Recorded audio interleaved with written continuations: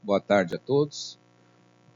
Nós estamos falando aqui no microfone porque essa reunião está sendo transmitida para outros lugares. Então existem pessoas assistindo também. É um enorme prazer apresentar o professor Stewart Mennin. Ele é um amigo nosso de longa data e ele tem um currículo gigantesco. Mas eu vou dizer apenas que ele foi, durante muitos anos, diretor da Faculdade de Medicina da Universidade do Novo México, nos Estados Unidos. E ele se dedica principalmente a programas de mudanças curriculares em curso de medicina, desenvolvimento de professores, e ele criou, por exemplo, ele foi um dos criadores do curso Essential Skills in Medical Education, que a Associação Europeia de Educação Médica administra todo ano no seu congresso e em outros lugares. E o tema dele é um tema bem provocante, trabalhando melhor juntos, modelos e métodos em um momento de incerteza. Eu agradeço muito a presença dele. Ele mora em São Paulo atualmente, por razões do coração. Ele casou com a professora Regina Mennin, que é professora do Departamento de Medicina Preventiva da Escola Paulista de Medicina, aposentada agora. E, apesar de ele ser casado com uma brasileira, morar no Brasil, ele prefere falar em inglês. Então a conferência dele vai ser em inglês, mas vocês podem fazer perguntas em português também. Pode ser uma conferência bilíngue. Cada um pode falar na sua língua predileta. Obrigado, Milton, Patrícia, pelo convite. É um prazer estar com vocês aqui. Eu poderia falar português, mas vai ser mal. Eu espero com vocês, profissionais da medicina, profissionais de ensinando, especializações, coisas administrativas, vocês precisam falar inglês também. Esse é um mundo internacional. Só eu vou falar inglês porque este trabalho é no inglês. E alguns dos conceitos não têm traduções bem feitas. Ele vai falar errado no português, você vai entender errado no português. Por exemplo, a palavra padrão. Em inglês é pattern. Mas padrão no português é fixado.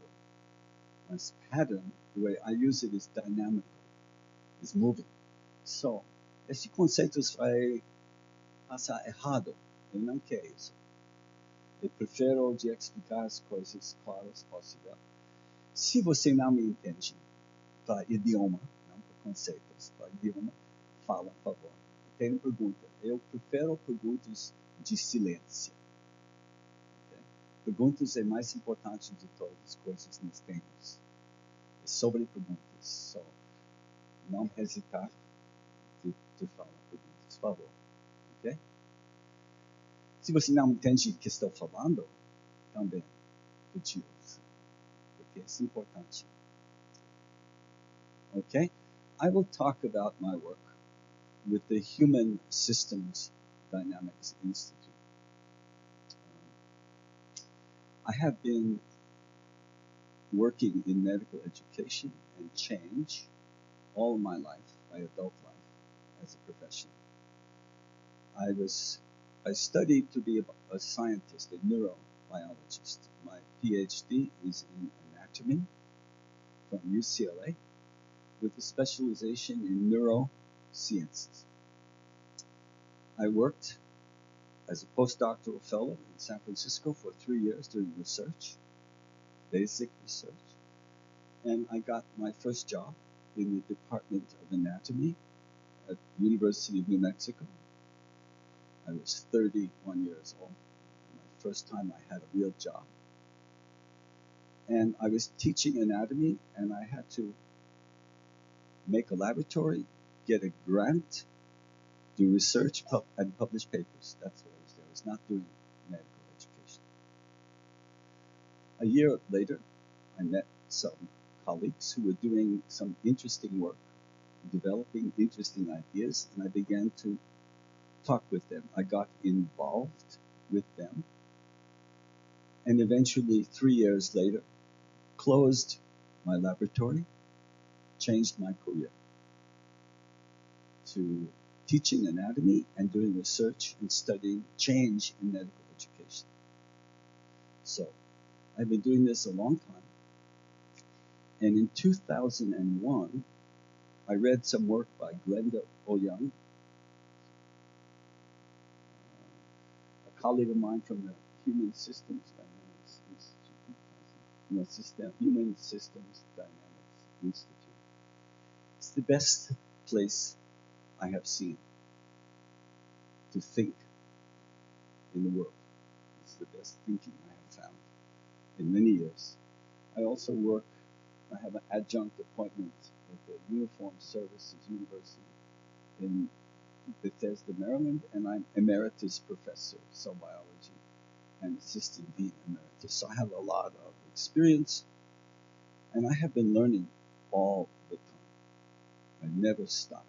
So what I want to talk about is the major problem we have, not just in the health sector. It's clear my English is good. I speak a lot in other countries, and I've learned to speak like television news, very slowly and clear. It's true. So, after many years of consulting in many countries, in many institutions, it has become clear, as happens in old age.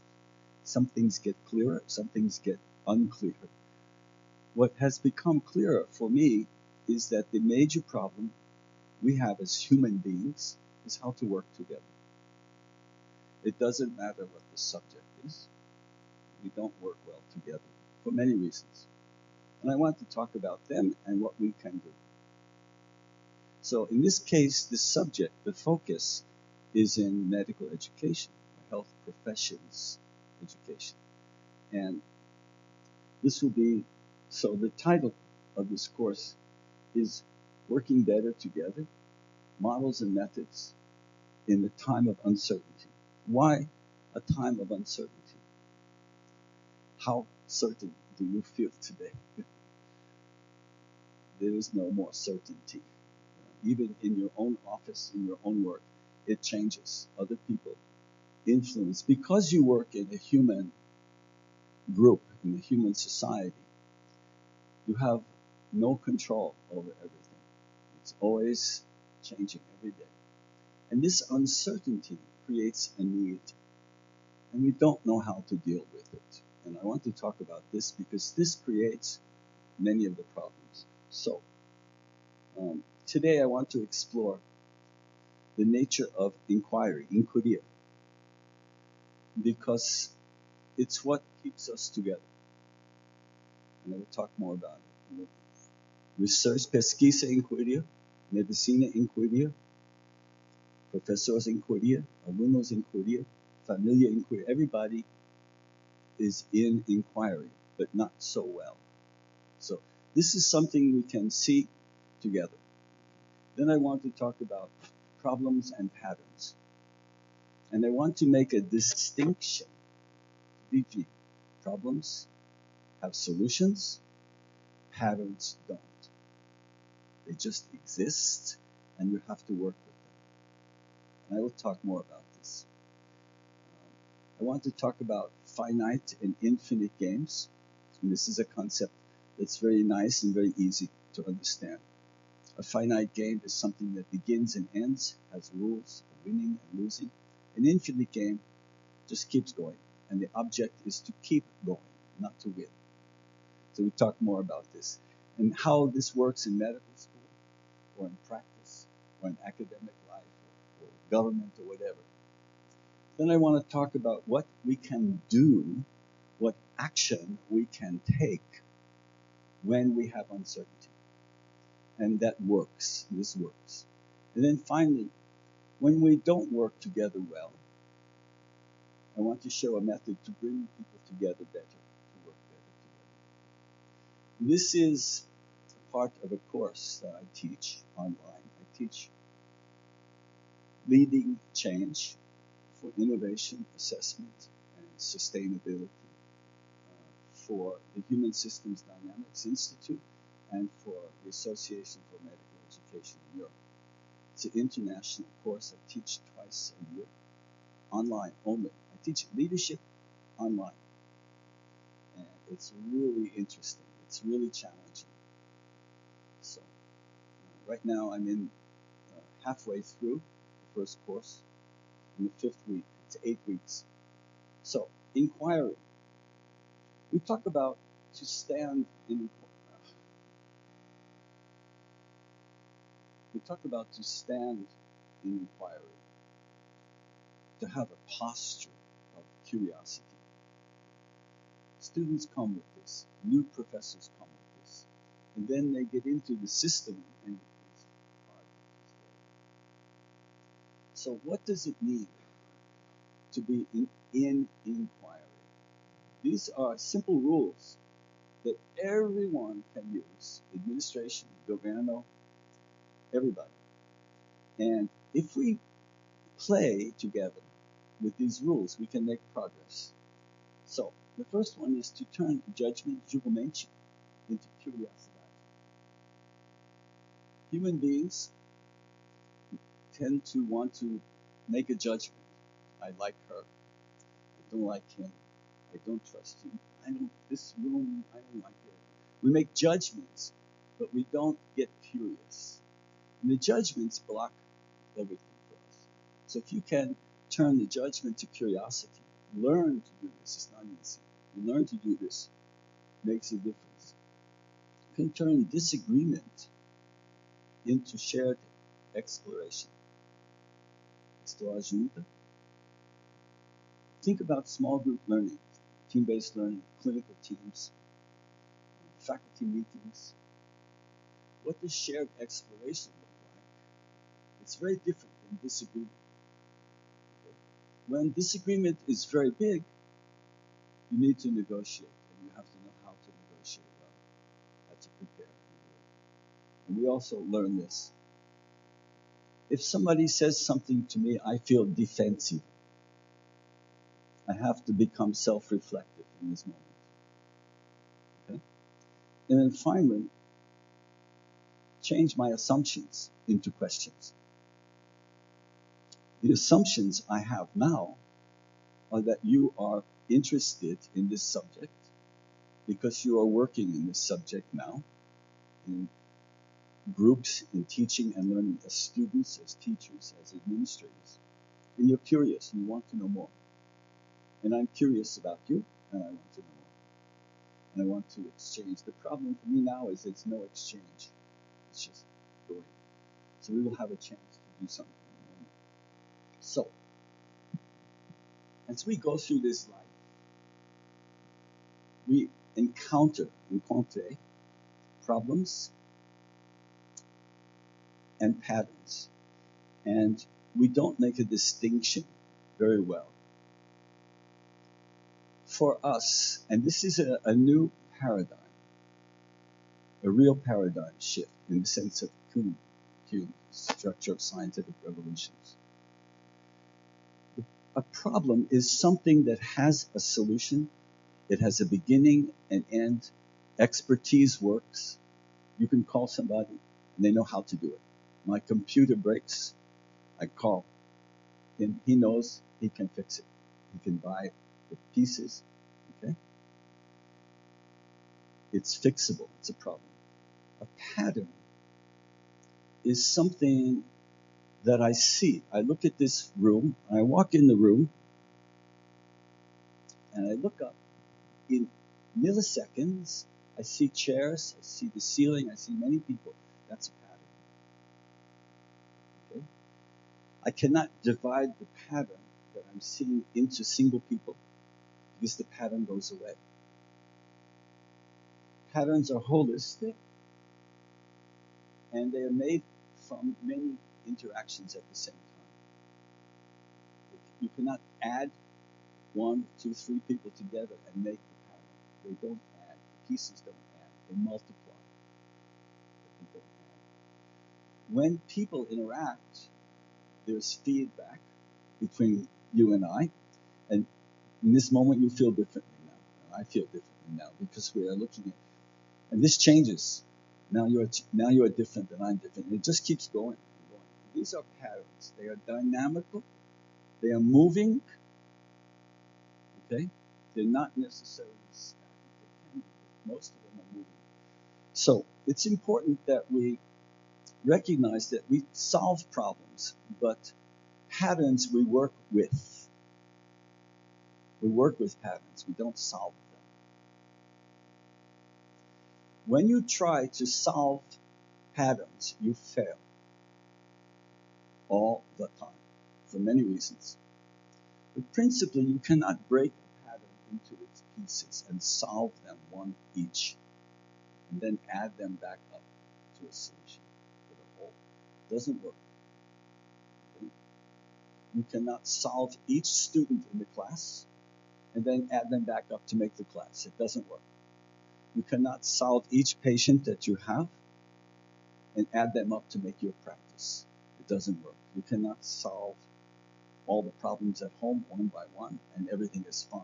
You can meet each person, but when you get together, it changes. So the pattern exists only by virtue of the interaction between things, not by virtue of a static position. Health is a pattern. It only exists as it is in this moment by dynamic interaction between me and my environment, and my story. So when we fail to recognize the difference between problems and patterns, we apply the same strategy to both. We try to solve patterns, and it can't be done. And this creates a huge waste of time, a huge waste of resources, money, and stress. So here are some patterns, some problems. When I go to the pharmacy to buy medicine, I want every medicine to be the same. I want them to be identical. I want them to be replications, perfect replication of the standard. I want replication. It's a problem. It can be solved. You can measure against a standard, a benchmark. When I give an injection and I take from a vial, I want to know that the same dose gives the same thing. It's a replication. It's a measured effect, and I can study it using statistics even. If I look in a microscope, we're in a pathology room. Any pathologists here? We're just using the room. Okay. I'm an anatomist. When I look at something, I see a lot. When a pathologist looks through a microscope, they see more because they're looking for something as opposed to just observing. So the act of looking for is what we learn in school. And it informs your vision, your seeking. So I know that if you look in the microscope and I look in the microscope, we should see the same cells. The interpretation might be different, but we should see the same thing. When I do the data and I add up my budget, or I add up my data, I could give it to you, and you would come to the same numbers. It's a replication. Okay? When an architect designs a building, they make a plan and the builders follow the plan. The blueprints, like in your OSCEs, you follow the blueprints and you make the building. This is modern architecture. In the 10th century, the 14th century, it took 50 to maybe 200 years to build a church. La Sagrada Familia is still going in Barcelona. But churches took a long, long time to build. And the first versions of the word architecture meant something that changes very slowly over time. It didn't mean a replication, because nobody lived long enough to see the replication. It just kept going. So our concept of change has changed with time. And so this is replication. When you do a checklist, it's either there or not. It's black and white. It's either the student replicated that according to the criteria or not. These are problems. And when you make a contract, you have to fulfill the terms of the contract. These are all problems. And we need them. We need problems, and we need students who can solve problems. We need students who can do a spinal tap, who can read blood pressure, who can interpret laboratory values, who can do these things. We need them. They're absolutely essential. But it doesn't mean that it's everything. Because a problem we call a finite game. Finite means beginning and end. So a finite problem has a clear boundary. There's a bottle with so many pills inside. There's a syringe with the volume inside. There's a clear beginning and end. It can be measured and defined. And the rules stay the same. They don't change.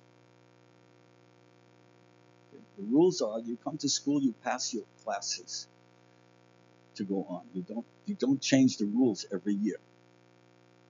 The rules stay the same. And the task, if you're playing a game, you know the other team. But if you're a student, you know the teacher, you know the system, you have copies of the old curriculum. You know what you're doing, you know the game that you're playing, you know the rules. And there is one measure of success, not many. There's one. You pass, you graduate. You win the most points, the most space, the most money, the most team, market share. The game is to win, and somebody loses. It's a competitive game. And finally, in a finite game, expertise has great value. And you all study to become experts, and you put your personal value of your career in your expertise. Which means that if you go outside of your expertise, you have no value, you have less value. So you stay inside your expertise because you want to be valued as a person. Okay? But the world keeps fragmenting, and the area of expertise keeps getting smaller. And people don't feel so valued as they used to.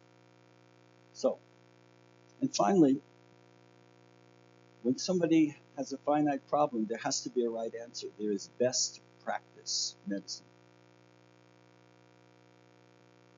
There's only one way to do this right. And either you get it or you don't. And if you don't get it, you do it again. Repeat, replicate, do it again. Think of dentistry, making the carvings. Think of nursing, preparing, changing a dressing on a wound. This is a right way, a clean way to do things, and you learn this. And the students think, I was a student, I still am. The students think, if I can learn all of these things, I'll be great. No problem. I'll pass and I'll be great. That's the illusion. And we give students that illusion. And they suffer from that illusion in the later years when they realize that it's an illusion. It's like Santa Claus. Oh, God. So, there's a finite game. And the object of a finite game is to win, whatever the game is. Now, I don't know if this is going to work. This is a video. See if slide down to the bottom. Okay, this is a finite game. I win. Watch again. The object is for one person to beat the other person.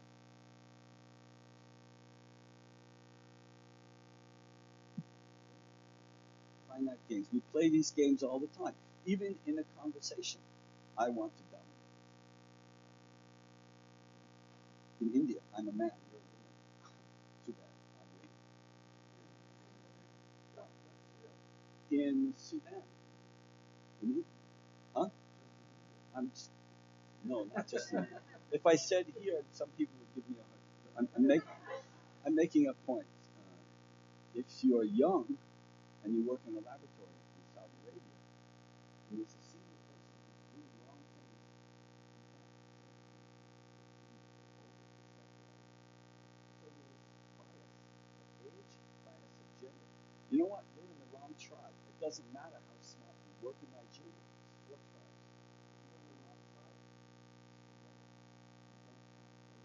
how good you are. A lot of problems in sub-Saharan Africa, even in the Middle East. You're just in the wrong tribe. I'm sorry. If you're a Rohingya, out.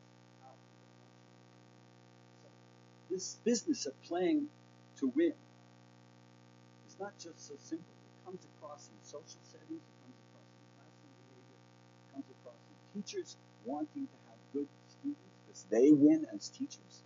Your school wants to win because it has instant gratification. Okay? So these are finite games. How do you play?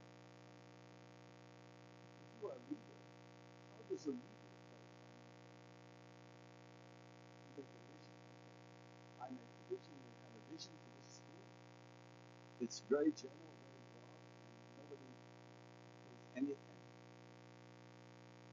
You define outcome objectives. Now we have outcomes-based education. We have competency-based. All those competencies are finite games. And people are stuck on it because they're trying to add some of them up that don't add. We'll come back to that. You have a scorecard, checklist. In medical education, you give tests. You pass the test. You have performance criteria. You can perform through the criteria. You pass. Simulation, replication, simulation, competencies, define competencies, either problem, or evaluation, or time notes. In the practice of medicine, acute care, it begins and it ends. The ideal is that you should have predictable, repeatable procedures. So these are finite games, and we call this best practice.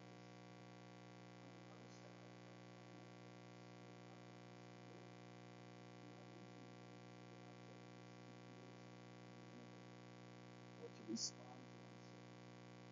And this is something we don't do so well in school. This is something we don't do so well in school. So you can play this video. Look at this. You know this very well. This guy's in a wheelchair. Cadê?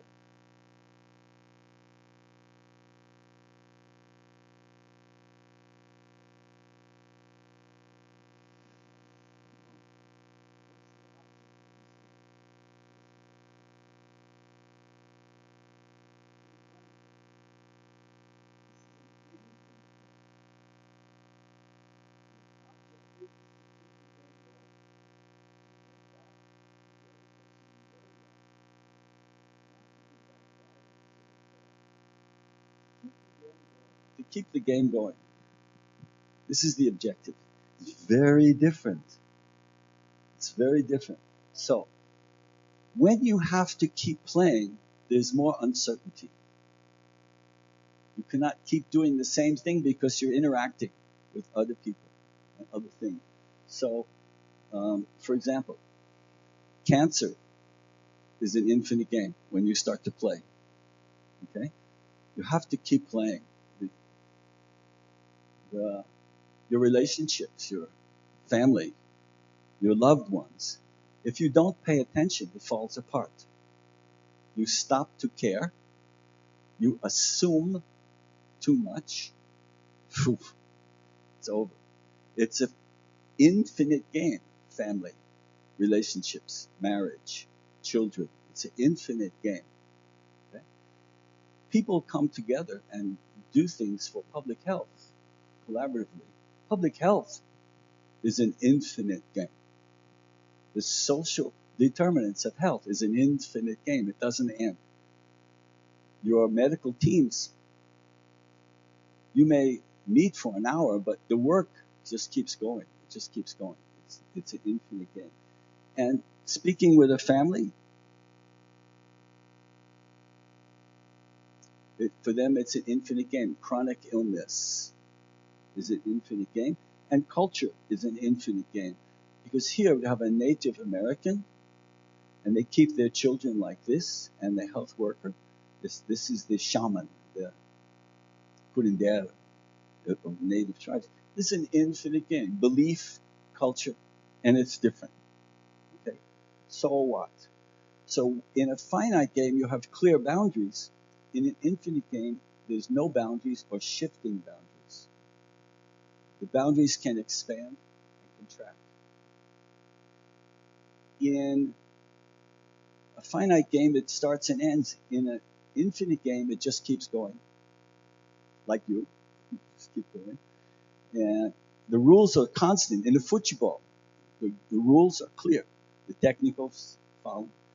But in the game, infinite games, the rules keep changing. Let's renegotiate. We have a new leader now. We're changing everything. We have a new curriculum. Things change. We have new criteria for medicine. Everybody plays, not just a few people. It involves everybody, and every person has their own definition of success. Each student has their own definition of success. Each teacher has their own definition of success. Each clinician has their own definition of success. Each patient has their own definition of success. And instead of giving expertise, you ask questions. Because in uncertainty, the only thing you have is questions. And if students can't ask questions that are well constructed and lead to action, to learn, then they lose. The patients lose, the school loses. The ability to formulate a question is essential in uncertainty. And if you're not teaching this in your small groups, you're missing something very important. And finally, since there's no certainty, there's no prediction, there's no fixed answer, you have to find what works now in this situation, even though tomorrow it may be different.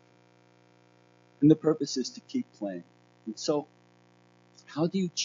so we call infinite games patterns, because they keep moving and changing. It's a pattern. It's moving. Okay? So problems, patterns, infinite. So how do you change a pattern if it's an infinite game? Now we come to the real issues in learning and doing things. Because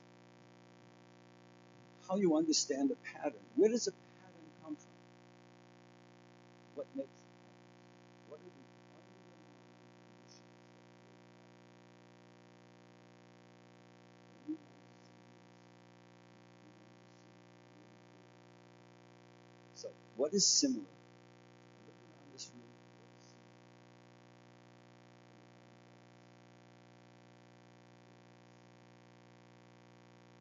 The chairs look similar.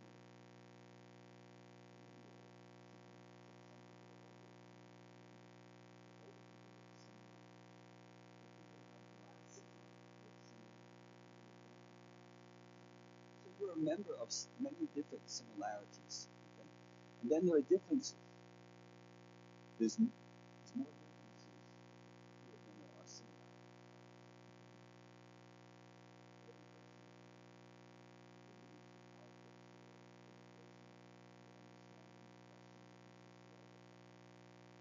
a resource in how to use it. That's a dilemma.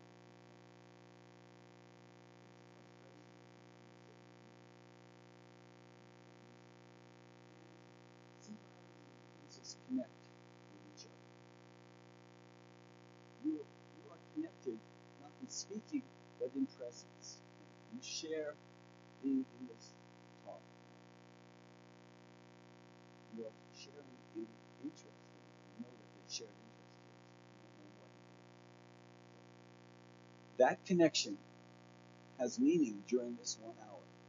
So this pattern of us together is shared, similar, different, how we connect, and what it means over time in space. That's a pattern.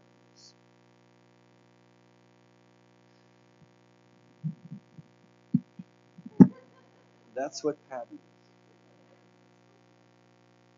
It's a problem. It has a solution.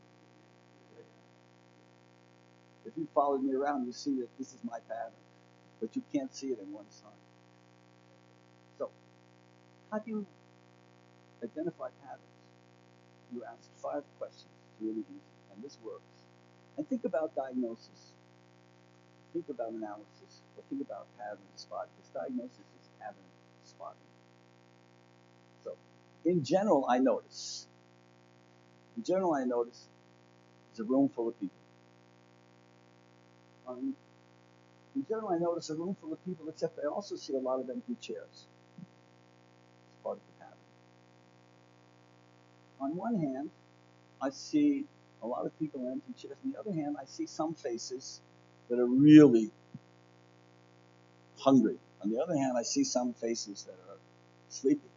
And look, what time is it? When's this guy going to stop? I'm surprised by how many people are here. I would expect fewer people interested in this subject. And I wonder what your questions are. These 5 questions will take you through any pattern you observe. I noticed that the face looks round and puffy, and there's some red abrasions here and here. In general, I see that. If this was that, I would expect to see this, but I don't. I see this, but I don't.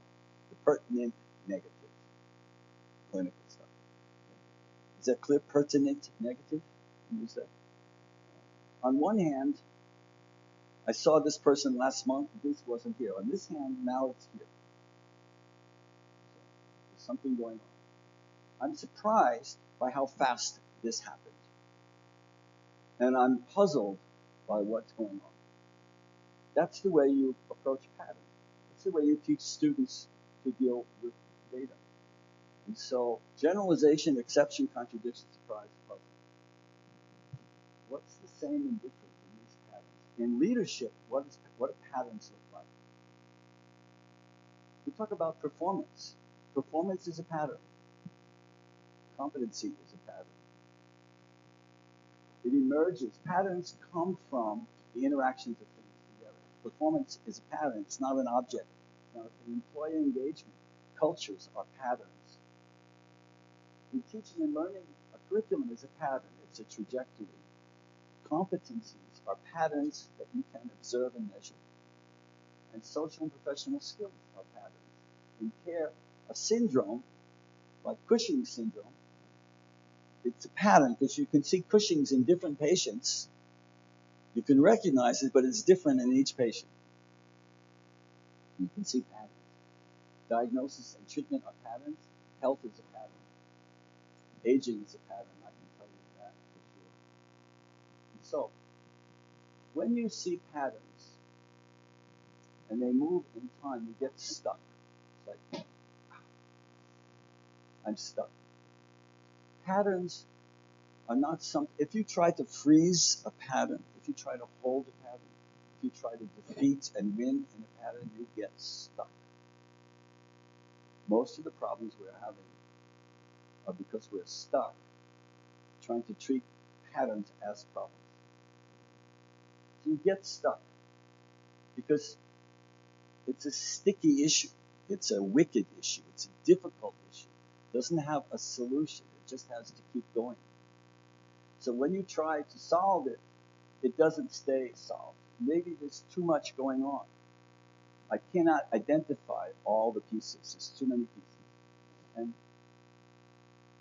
I cannot predict and control what will happen. I cannot predict what will happen in 5 years with my son and his wife relationship. I can't predict that. Okay? It's a pattern that goes on. I can recognize how things are going, but I really don't know. And I can't find a root cause in this problem. There's no root cause. There's no single Cartesian Newtonian cause in a pattern. There's no Newtonian causality in a pattern. Too many people are looking for this. And it's open to external influences. Like my son and his wife could meet another couple and they decide they want to move to Oregon. These external influences matter. And what used to work when I was a child doesn't work for me anymore. Although you see a lot of adults that still do the same things they did when they were kids. They still behave using strategies that worked when they were kids, but don't realize it doesn't work anymore. Is this okay? Is this working? So, I'm having a technical problem. This is a problem that can solve. Okay. So let's do an experiment. This curriculum reform, for example, or assessment reform, at a school level, at a city level, a state level, or a national level, is a sticky problem. It's a problem that won't get solved. It has to be run all the time. So let's do an exercise. I need you to be in pairs, in twos. So if you're not sitting in pairs, find somebody to sit in pairs now. Sit together in pairs. If you're sitting alone in the back, you need to find somebody. Up above.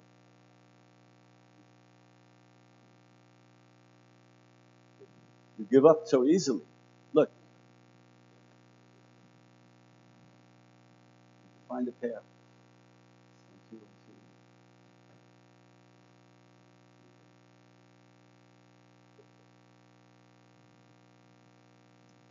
You're going to do something.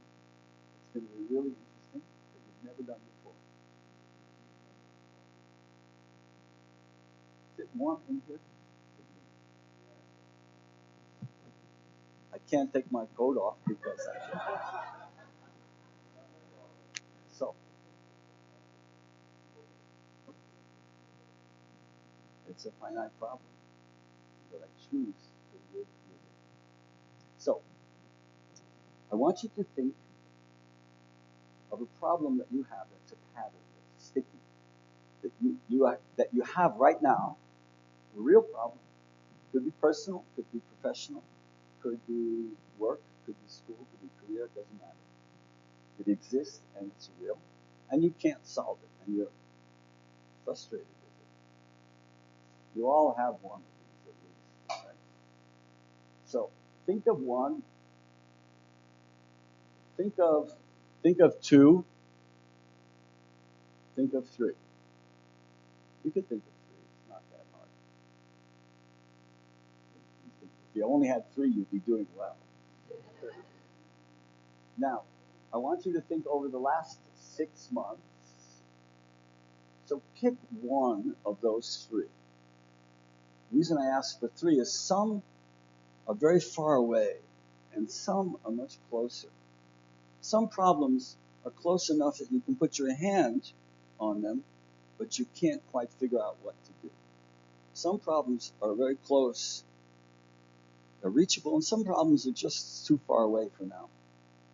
So pick one that's close. Come on, in there. Awesome. Think about it. Take a pencil and write 3 sentences about this problem, but don't show anyone. You need a pencil, use your phone. Write 3 sentences, just 3 sentences, 3 frases sobre este padrão, sticky problem, during the last 6 months. Write down a piece of paper on your phone. Put down.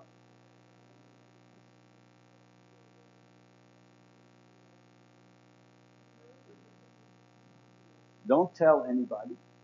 Escreve o que você acha um problema. Não, só você. Não deixe para outras pessoas. Só você, sozinho. Muito chill. Sit down.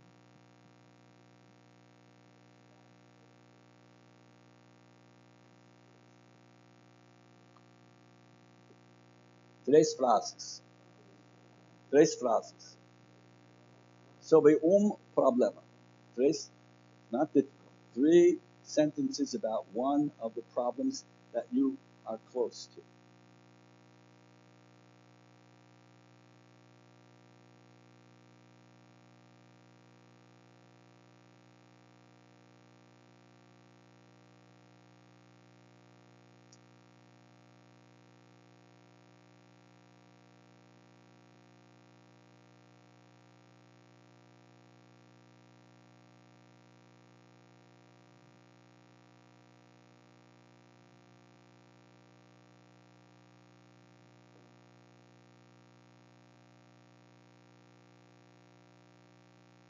Bom? Pronto?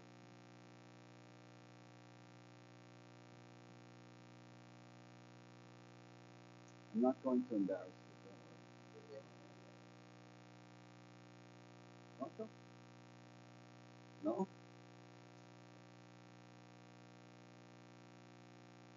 It's a pattern here. Some people are quick, some people are less quick, some people are more quick. We always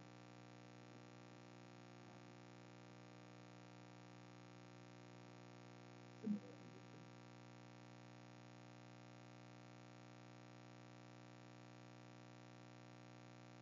Okay, finish up. This is not your thesis. So, now, in your pairs, we're going to do something very specific. And here, you need to follow the rules. There are rules to this, and you need to follow the rules. So, bring two people together in a pair. What you have written is a problem, is a sticky issue. And you're going to show, first we do one person, then we switch and we do the other person. Okay? 3 minutes each. You're going to show or read your sticky issue to the other person. So, come for a second. Como se chama? Yona? Leonardo. Leonardo, I'm going to show Leonardo my sticky issue.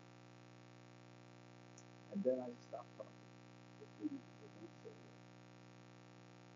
Leonardo is going to listen to my sticky issue.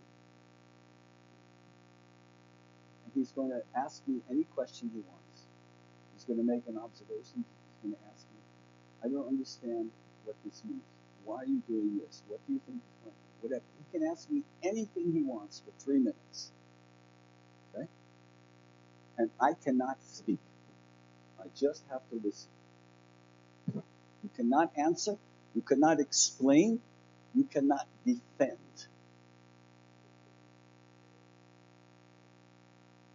Huh? So escuta. You can make a notes if you want.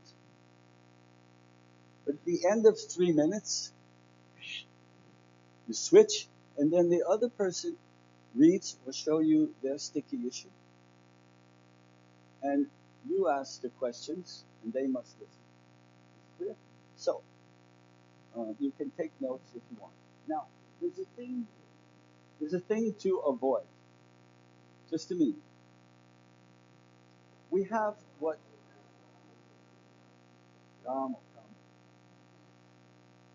There is a thing that we do as people that I want you not to do. It's called the ever and always voice. How are you today? Ah, great. I couldn't be better. You don't tell it. You just say this all the time. It's your always voice. How's your wife? Ah, she's good. It's your always voice. How's the curriculum? Oh, man, the curriculum. I tell you, the curriculum, I heard this before. Okay, don't tell me. How is the course? You tell me this all the time. Nothing happens. This is your always voice. You don't do this. You go outside of your always voice into a new place. So you avoid your ever and always voice. Listen. You may not speak for 3 minutes. Take notes if you wish.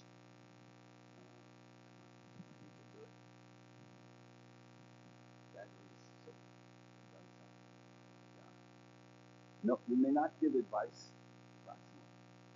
You be in inquiry, judgment to curiosity, defensiveness to self-reflection, okay, conflict to shared exploration.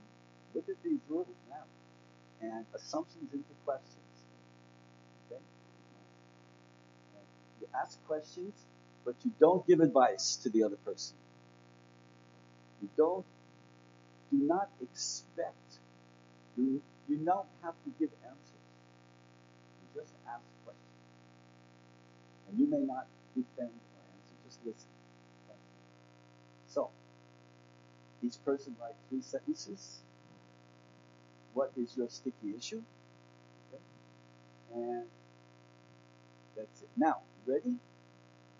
So I'm going to time 3 minutes. Very quickly, you can show if it's written, you can tell, and then you stop. You don't have to keep telling, no explaining. And then you listen. The other person just asks questions for 3 minutes. And I will set the timer, okay? Claro? Vai.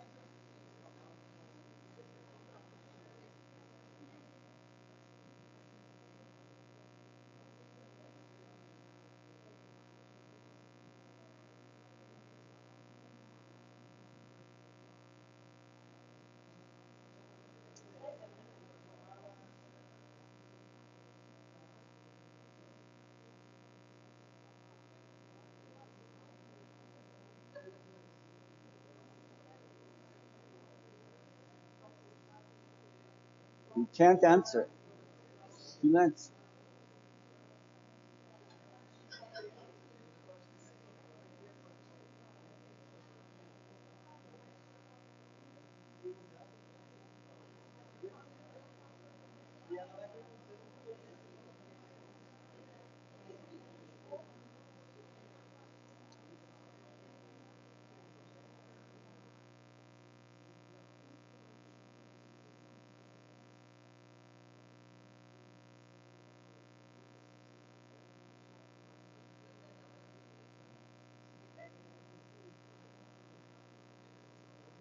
Come on.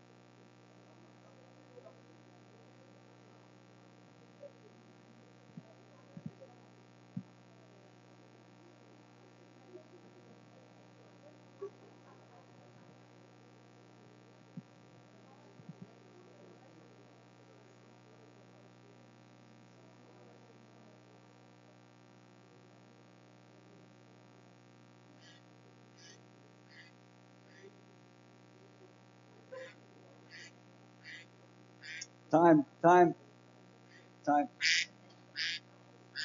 Now, now you switch, and the other person shows you tocar, outra pessoa faz a mesma coisa. Não resposta. Só dá sua sticky issue, fala e ouvir. Outra pessoa pergunta, pergunta, pergunta. Vai, 3 minutos.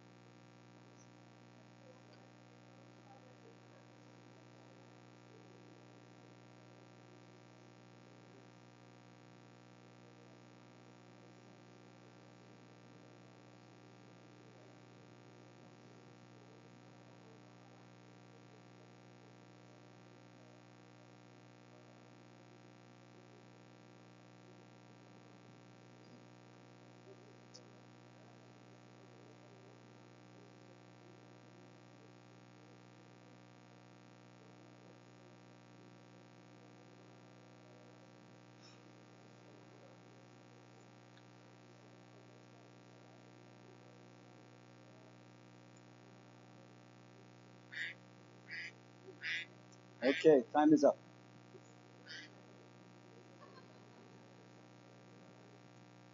Very interesting, no? So, what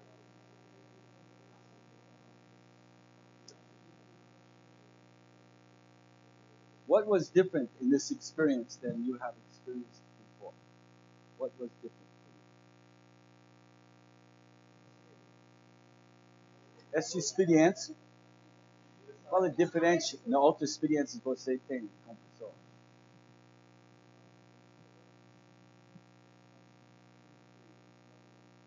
Qual é diferente sobre essa experiência que você tem antes?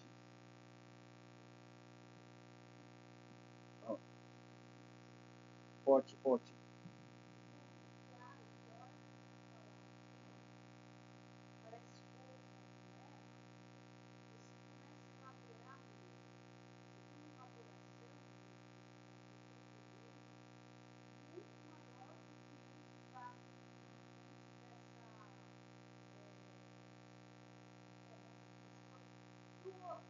So, a concepção do problema, maioria. Ampliar. Sim? 3 minutos. O que mais você experiência?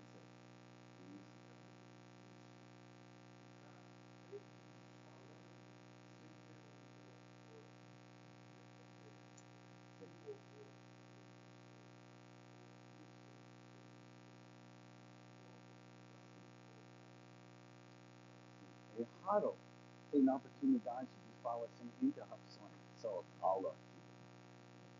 É raro na conversação, na interlocução, gente.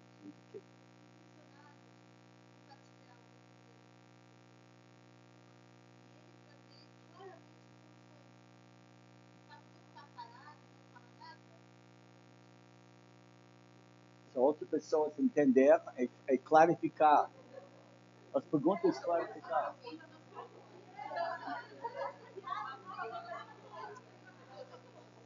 O que mais? Muito bom.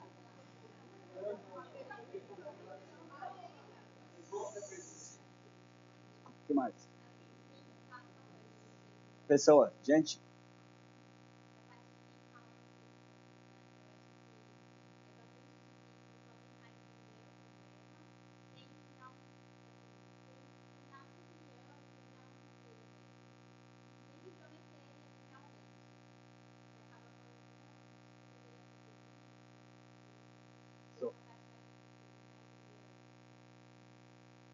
So, você, yes, sim.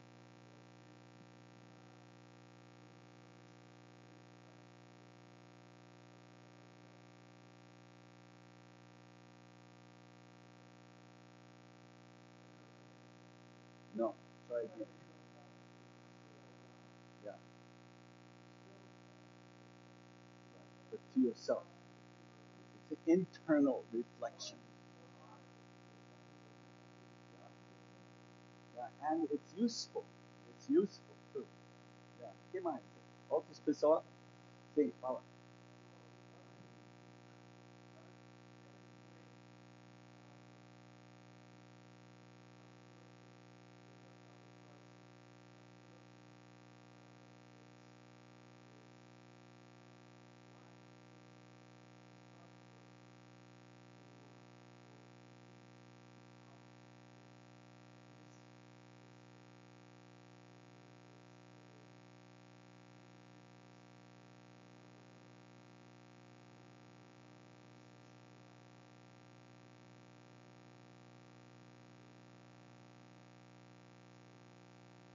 Very interesting.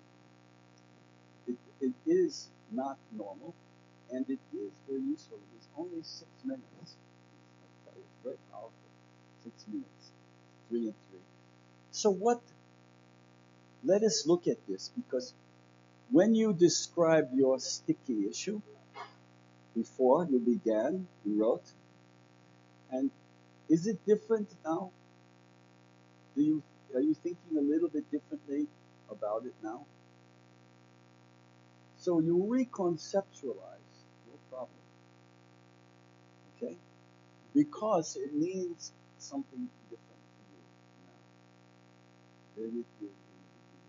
And so what it means, and what you're going to do, is the point of this exercise. So, what was your sticky issue? It's a pattern. And it's sticky because you cannot solve it. You're stuck. And when you feel stuck, there's a tension. You could feel the tension when the other person is asking questions. There's an energy that's held in this moment. There's a tension. And you began to think to yourself, what can I do? Some things became obvious. I could do this. I could do that. This would be easy. This would be difficult. Yeah? You began to think, maybe your sticky issue is curriculum, pedagogy, whatever. But in this way, here is how you deal. This is how do you take action with a sticky issue that has no solution and is ancient. How do you move with these problems? This is fundamental. Students, teachers, administration, everybody. We have an approach called adaptive action. Action adaptive. Yes. And it asks 3 questions. What? So what? Now what? And the reason these are important is because when you explain your sticky issue, you were telling what? Well, the teachers give tests that don't do this. This is why. And you give the data, you give the details, you describe what is. Okay? So most of the telling of what is the current pattern? I told what is the pattern? What is the data? What do you observe? When I see this, what is the data? When you see a patient, when you do research, what is the data? What? Okay. Very important. What do other people say? What does research say? You ask what? There's a whole series of questions. Okay? And then you finish that. And then you understand the what. And here comes the most important step. So what does that mean? So you're thinking to yourself, most people jump, hula, what? To action. They don't think in the middle. Oh, it's this, do that. Next, do that. I'm an expert, I know. If you stop, because it's a pattern, because it's an infinite game, you need to think about what it means. Because there's no way to predict what will happen. And what will happen depends on what it means for you, for the patient. What does it mean for the student? What does it mean for the department? You have to think about these things. And then it becomes clear what happens next. Okay? If you just make a very fast decision, you're wrong every time. Always. So what are the effects of this data? How does it affect me? Well, let's say the students are not performing well on a national test. Okay, let's say this is the one.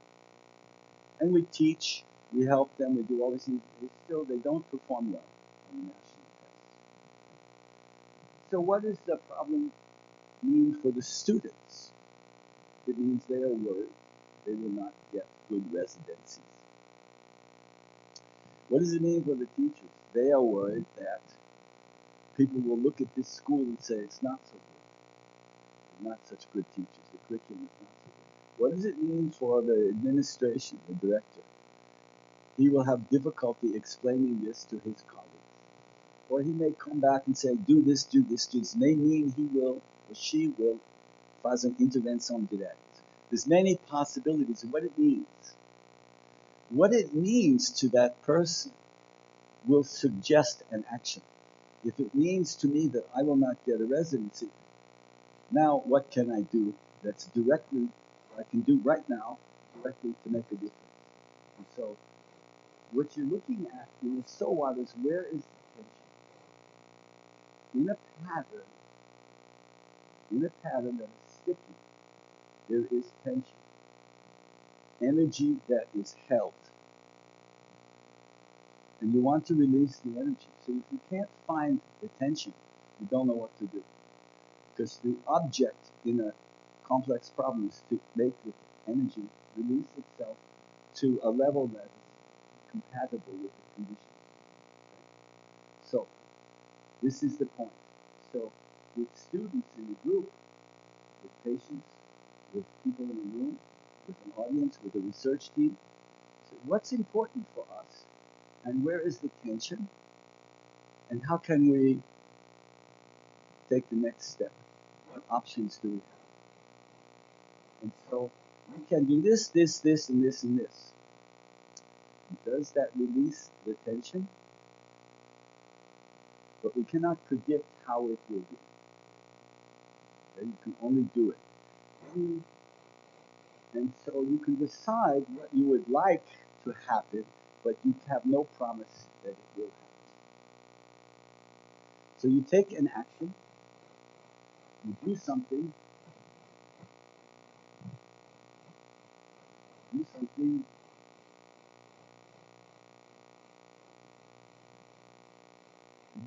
and go back to my intention.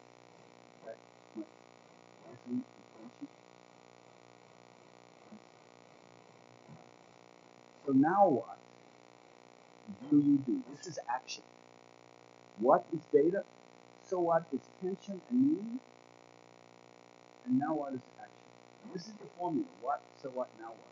That students should be using. Now what will we do? Not to solve the problem, but to shift the pattern.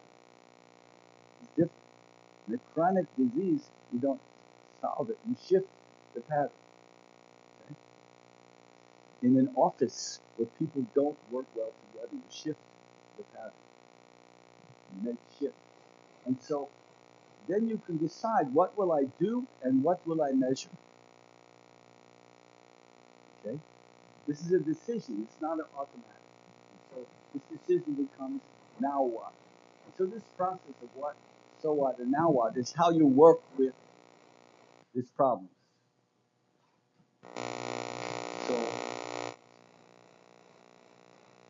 So in an adaptive action, the what is who are the agents involved? What's involved? Who's involved? What are the interactions among them? And how do they interact? Similar, different, and connected. Boom, same thing.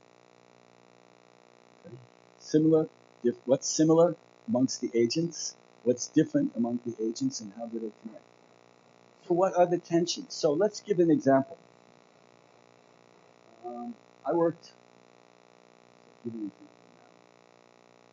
I'm working with a group of people in a country where they want to open a new university. That's the what. They want it to be problem-based. They want philosophy, English, music, science, medicine, all problem-based learning, the whole university. They have 25 teachers to begin with some of each department, and they want them to learn problem-based learning. They ask me to help them to do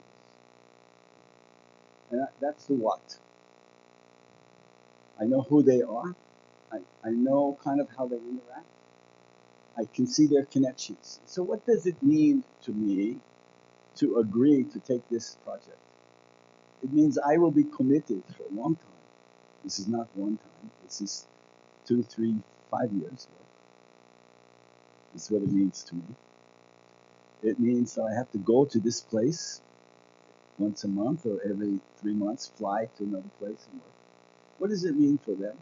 It means that they have everyday work, but once a month somebody will come and stop their work and do this. So it means a lot of different things. It means they will learn that they will not have mentorship all the time. So it will be difficult for them and me. So it's a challenging project. So I understand what it means. And does it mean it will work? I don't know. We can only try and see what happens. And then, like your exercise here, after 3 minutes, okay, now, after I did this, it looks different. Now, it means something different. Now I will try this. Oh, then something changes. Now it looks like this. Now it means this. Now I try. This is the cycle, iterative, of how students learn, of how they learn medicine, diagnosis, of how you learn to do research, of how you learn to work on problems together, and how you work on infinite problems. So it's very simple. What, so what, now what? If you have small group learning, you can just teach this. And you say, wait a minute. You went from what to now what? I didn't hear the so what. Let's go back. It's very easy, very powerful way to get people to think about things. So tension is not negative. Tension is normal. Tension is the difference between you and me. Okay? That's tension. We will never be the same, but we can move the tension. We can talk, we can know each other better. Or I can imagine, and you can imagine, that tension goes up. So the tension between us is what we look for in patterns, in infinite games. To keep the game going in the fresco ball, you give the ball to the other person very well with low tension. When the ball went far away, we were like, oh, is he going to make it? There was tension. Okay? So you watch the movement of the tension in the pattern of the people, in the group, in the classroom, in the clinic, and you manage the tension by making meaning. Oh, this means that the stress is going up. It's a very useful way to work together. Okay? So what you can change to release the tension, and how can we interact? So when we choose to collaborate, what you find is that some people don't want to collaborate. I'm sorry, it's your project, it's not mine. Go away. I'm busy. I don't want to spend 3 minutes with you. I'm not interested. It's not my problem. It's a problem. Yeah. It's not my, it doesn't say it's not my pattern. Because it is his pattern. He's in the same school. He's in the same program. But he'll say it's not my problem. He'll reduce it to a problem and then say no. Cloud? So, what does it mean to collaborate? What collaborations do you have now? Who are you collaborating with now? And how is that? How is that going? You collaborate with teams in your department, across with other, if you're a student, you collaborate with students in another class. If you're a graduate student, who do you collaborate with? In clinic, administrator, with the community? What are the benefits and challenges of collaboration? Okay. Collaboration. Now, what do you want? So what does it mean to have benefits? And so what does it mean to have challenges? And now what can you do to improve the collaboration? So what? So what? Now what? Very fast. Very easy. So how to build an effective collaboration? This is a useful tool. It's called STAR, and I will finish with this. It's called STAR. And the reason it's called STAR is that it has letters, S-T-A-R, English, which stands for these 4 things. Same individual, talking, listening, attentive work, and using for feeding. I'll explain. Let's say you're in a department of medical education at another school, far away, for distance. And you have 24 teachers, and 5 of them are older guys who don't want to do anything different. They want to retire. 4 of them are trying to become famous. 1 of them just cares about himself. Just me. If it's not good for me, I'm not interested. And 4 of them, or 6 of them, want to do something innovative for the school. Okay? It's not uncommon. And they're all in the same department together. This is reality. This is what it looks like every day at work. Okay? This is a pattern of behavior in a group that is following different rules, different behaviors. They're not together. They don't have anything shared. Okay? This is a broken pattern. So how do you work with this group? So let's assume this group now has the responsibility to put something new in the curriculum. That the national directrices curricula national says you have to follow the directrices, and the director or the dean says, "Are you following the directrices? Show me." And everybody has to go there. Okay? Now, some people go, some people don't, some people wait, some people go in front. Some people want you to do everything and never come for the photo. They stand for the photo. Look what I did. They did nothing. So, yeah, I have been in medical schools. I worked in a medical school for 27 years as a professor and a dean. And I have been consulting in medical schools for 35 years. And I'm now starting my 5th decade of this work. So, yes, I have seen this before. Yes, it's common. Trust me. You know. So, you get these people together in a room. Someone, doesn't matter how, give them cookies and cake and coffee and whatever. You want to do this thing called start. You get in front and you say, okay, chalk, I love it. Oh, I'm so happy. I miss this. I miss my clothes. It's great. I taught anatomy, so we made pictures, not slides. When I was a teacher and a student, we used this to draw anatomy. And I had to wear a white coat because my clothes were full of colors.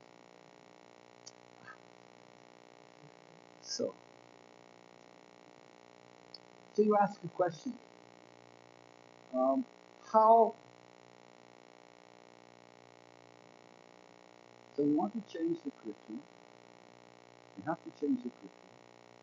And what is working well in the curriculum and what is not working well in the curriculum? I'll ask this question to the group.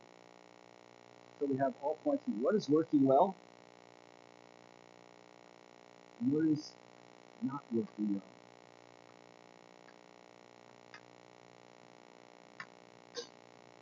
Okay? You ask a question. You begin this process with a question. And then you ask, I'll ask you. You be the faculty, okay? You have a school. You have USP. What is working well in your curriculum? Something must be working well. Give me the come on. What do you think is working well?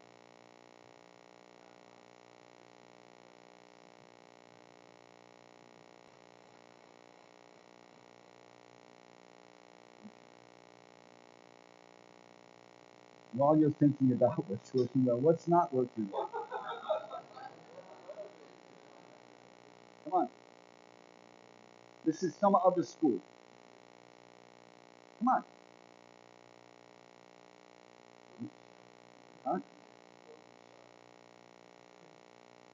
Look, we came to learn together. If you're not going to participate, it's going to be too much information. Thank you.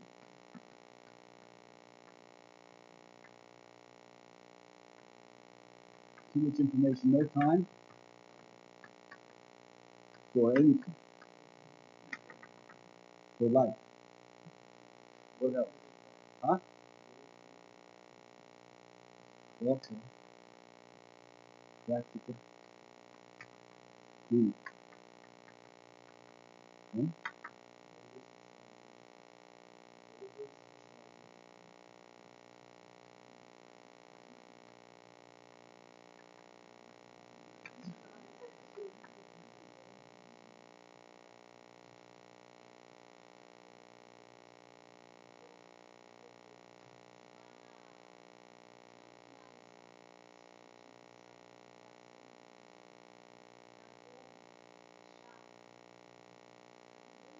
Sem cabeça, só fazer.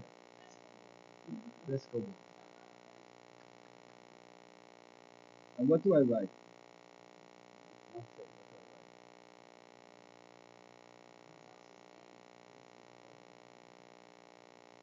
Sistema quebrado. Okay. Nothing else? Good? Oh, wait a minute. You are here. Is that good? Oh, okay. I heard that the students, the alumnos are very smart here. The alumnos, very smart, very intelligent. Okay? Well, ¿qué más? Okay. Now, what you do is you make a list of what people think, and one of the things is everybody talking and listening? Did everybody participate in this? We just have a few people. Yeah? So if we go now with this data, we don't have the voice of everybody in the room. And it's peligroso. So one of the rules, the T in STAR, is that everybody talks and listens. Because without your voice, you will become passive aggressive or frustrated or not participate. With your voice, you have an investment. You need everybody's voice in the room. Number one, right? Co-responsabilidade. Okay, you have a responsibility. If you don't want it, go out. Period. Finished. Okay, it's a professional responsibility. You must go to the clinic. You cannot decide not to go today. I don't feel like going. You have a responsibility. Talking and listening. So, this is one thing. Does the work that we are doing together, does it have real meaning and value for you? Do you feel proud of this work that we're doing here? What makes it real for you? For me, I feel like this work I'm doing here with you, and I do it other places, I make a difference. And I make a difference. I feel good about it. What do you feel good about? What is authentic? What is real for you in your work? That's what authentic work means. We talk about students going into the clinic and working in authentic, real places for real experience because we want them to feel like this is the real thing. But for us that work here, what is the real thing? What is the authentic workplace for us? For this committee on the curriculum, for this committee on assessment, for this student group, what is authentic mean for us? I don't know. We just come and go, we come and go. It doesn't matter. It does. What is authentic for you? We have to have this discussion. What do we agree and what do we disagree? What is similar and what is different about authenticity with us? What is similar and different about what is working well? Do we all agree this is working well? Do we all agree this is not? Maybe some people disagree and some people agree. And so there's agree, disagree, and this forms a pattern of our group's view of what is going on. This is where the pattern comes from, that we can now understand. Yeah? The pattern comes from the essence of all of these things. Okay? So, what is similar and different in this group? Who is talking and listening? Is there equidade? The voz? Students teach women, men, students, older, younger. Come on. In your small group teaching and learning, not everybody speaks. No equity of voice. You have a responsibility. You're on this clinical team. You're on this small group learning team. You have a responsibility. You don't have to talk all the time, but you must participate. You do not have the option to go out. Talking, listening. Authentic work. What does your work mean for you? Not for them. Not what someone else thinks it means for you. What does it mean for you? This is one of the things that I find very poor development in medical education departments and places. People are working like slaves, very hard, and they don't take time to together make the authenticity of what they do, the value. Everybody is so tired. Now, in the beginning I said, why are you here? What brings us here together now, today? Reason for being together in this group. Do we know it? Can you say? Is it all the same for everybody? Is it similar and different? Yeah, and that is useful because for different reasons people are here. We can have them participate for different aspects if we knew why people were here. So STAR is an exercise in group cohesion and coming together in a park. And if you don't know these things, then you're going through your leadership blind. You're guessing, you're hoping. And you can't do that. Not with, you can do that with a problem because it has a solution. But you can't do it with a pattern. You can't hit the ball if you're blind. So the way we work better together is to understand the difference between a finite problem and an infinite pattern, a sticky issue. And not to be confused. Not to treat one like the other. Okay? Not to make a problem so complicated that it's impossible when it has a solution. To see a pattern that is really a pattern and to be able to define what makes it a pattern. To be able to do this 3-minute exercise that we did. You can do this with students or any group in the first 5 minutes of any group, and the group will come together immediately. It's very powerful, very useful to do this. Thank you. Oh, I'm used to it. People leave all the time when I talk to them. So, and finally, adaptive action. What is going on? What do I see? So what does it mean for me? And what now is a wise action? Sabiduria action, sabidurismo. Because what it means informs your wisdom. When you make meaning, when you make sense, you are moving from a reason to action. So, and then STAR is a useful thing. This is just a little sabor of how to work better together. It's a very complex and there's much, much more. So I just want to share with you that if you're working with complex patterns, you have to work differently. You have to use adaptive action and STAR and other kinds of things, infinite and finite things. Okay? So this is a useful tool, and there's much more of this. So I hope this has stimulated you to think a little bit differently outside the box. The box is a problem. Outside the box is a pattern. Okay? So we live patterns, but we talk about them like problems.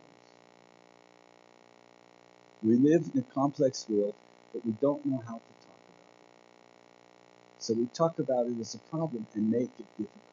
And so I am trying to open the way to talk about them, the way we live them. so that we can make progress. So, muito obrigado por sua paciência comigo. Tem perguntas?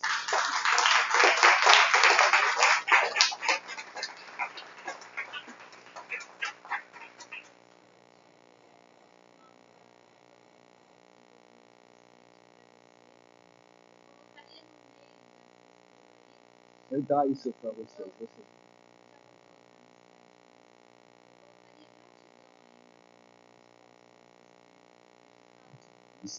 Você tem isso para copiar, usar.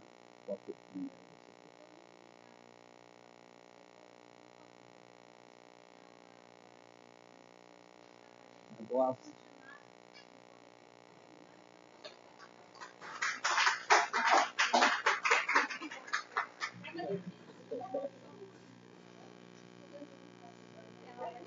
Vai ter aula agora. Tá bom.